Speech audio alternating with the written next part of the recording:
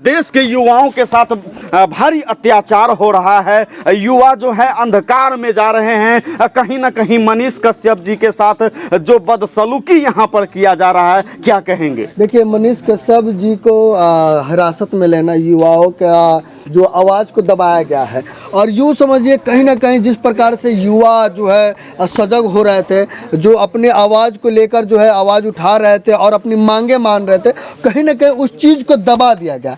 लेकिन सबसे बड़ी बात है कि हमारा जो संविधान है, हमारा जो कानून है, उस पर भरोसा है। इसलिए भरोसा है कि जिस प्रकार से रसकौल में आर्मी जवान को तो सबसे पहले प्रशासन को दौड़ा के मारा गया, लेकिन उसी चीज़ पर सरकार ने कार्रवाई भी किया और आर्मी जवान को रिहा कर दिया गया। तो कानून पर तो पूरा भरोसा है। अगर कानून नहीं रहता तो आर्मी जवान रिहा नहीं होते, लेकिन सर कुछ दलाल लोग, चुनिंदा लोग, जिनकी काली कारनामे जो है अब बंद हो चुकी थी मनीष कश्यप जी को लेकर के, वो अब मिठाई बांट रहे हैं, खुशियां मना रहे हैं। उन चुनिंदा कमीने लोगों के लिए क्या? देखिए, जहाँ पे ये अब की बात नहीं है, बहुत पुराना समय से बात है। जब धरती नहीं था ना, तब भी जो था, जहाँ देव होते थे वहाँ दानव भी होते थे जी। देव और दानव जो है हमेशा बराबर है। जहाँ सत्य होगा वहाँ असत्य भी होगा, जहाँ अच्छाई होगा वहाँ बुराई भी होगा। अगर अच्छाई पर प्रहार होगा तो बुराई जो है रंगरलिया जरूर मनाएगा।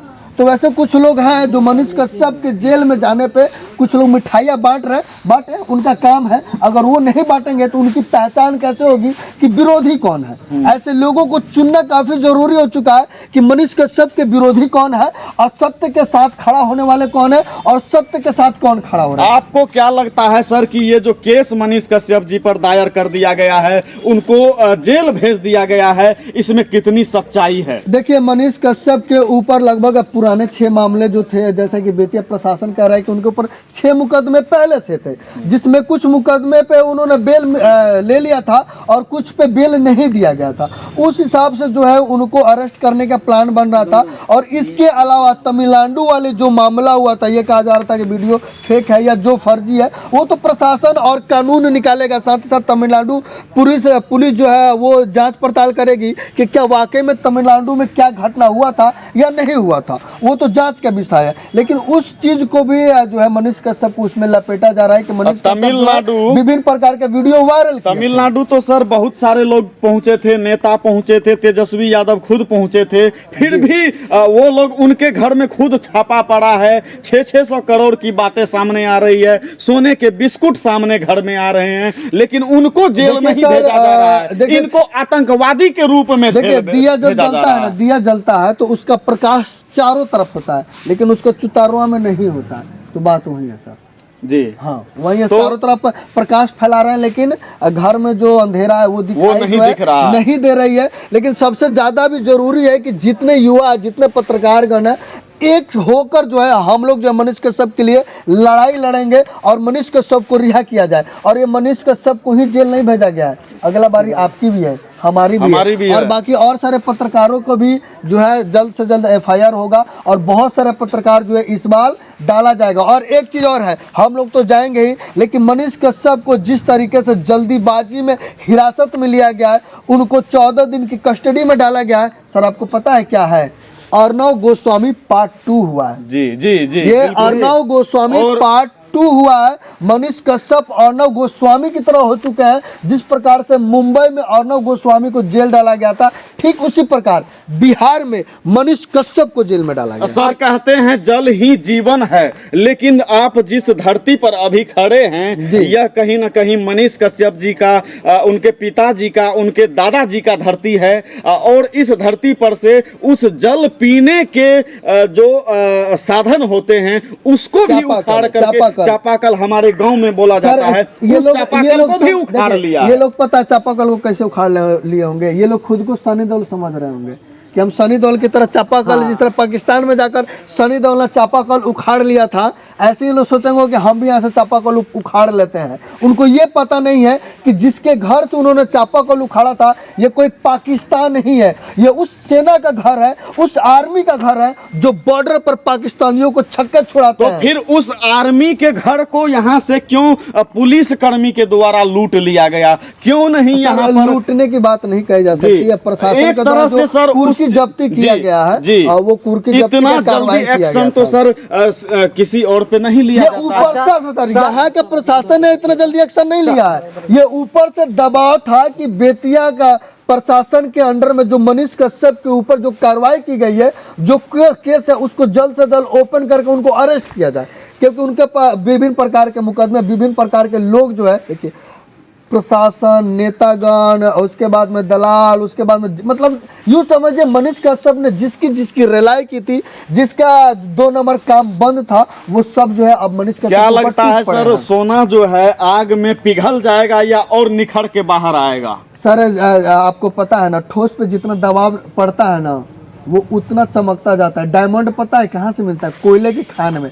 और सबसे ज्यादा प्रेशर जो है कोयले के खान में डायमंड पे पड़ता है, और वो जितना जो प्रेशर पड़ता है तभी जाके वो हीरा बनता है। और ये सोना थे, हमारे मनीष कश्यप एक सोना है, और अब जो है वो हीरा बनने के तरफ बढ़ चुके हैं। लोग उनको इतना तपा रहा है, उनके ऊपर इतना प्रहार कर रहा है, इतना ठोकरे मार रहा है, इतना गाली दे रहा है कि जब वो निकलेंगे ना इस बार, तो वो हीरा बन के निकलेंगे और चमकेंगे पूरा। एक सवाल और है सर कि यहाँ पर जिस तरह से किया गया है, बर्ताव किया गया है, ऐसा लग रहा है जैसे आतंकवादी को पकड़ने के लिए भी इतनी पुलिस बल को नहीं भेजा जाता है। सर एक बात बताइए, जिस प्रकार से आर्मी जवान को शहर में और रसकौल में दौड़ा दौड़ा के मारा जा सकता है, तो मनीष कश्यप के साथ तो यूँ समझिए कम ही हुआ है।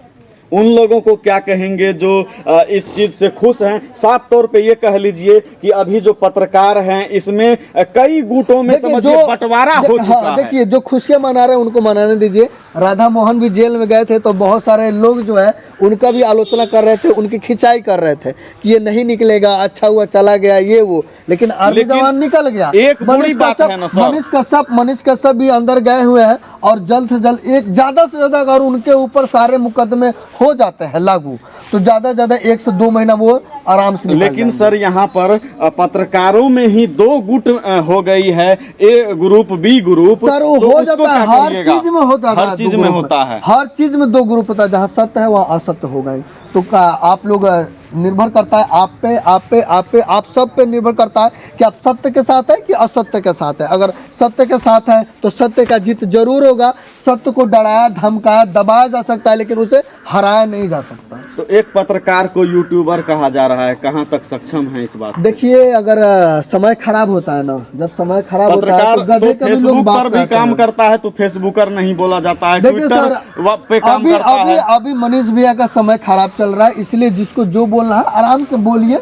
जब मनीष का सब बाहर आएगा ना, तो यही लोग कहेगा प्रणाम मनीष भैया। हम इसलिए बोल रहे हैं सर कि जो लोग मनीष कश्यप जी को यूट्यूबर बोल रहे हैं, वही लोग तो फिर डिजिटल मीडिया पे यूट्यूब का क्यों काम करने आ रहे हैं? वो खुद ही यूट्यूबर है। क्यों आ रहे हैं? वो खुद ही यूट्यूबर है। टीवी नहीं चल रहा है। छोड़िए, बड़े बड़े टीवी चैनल भी अब टीवी नहीं चल पा रहा है। बड़े बड़े चैनल भी जो है मनीष कश्यप को यूट्यूबर बोल रहा है, तो बोलने दीजिए। उनके कहने से तो होगा नहीं। मनीष कश्यप पत्रकार है, बिहार के शेर है, और जिस प्रकार से वो आवाज उठाता है वो आवाज उठाते रहेंगे। लेकिन हाँ, एक ही गारंटी पे अब वो आगे आवाज उठाएंगे, अगर बिहार के युवा, बिहार के लोग उनके साथ खड़े होंगे तभी। नहीं तो पिछली बार तो मनीष कश्यप सीधे बोल दिए थे कि लोग हमको इधर से गाता है, चारों तरफ से गाता है।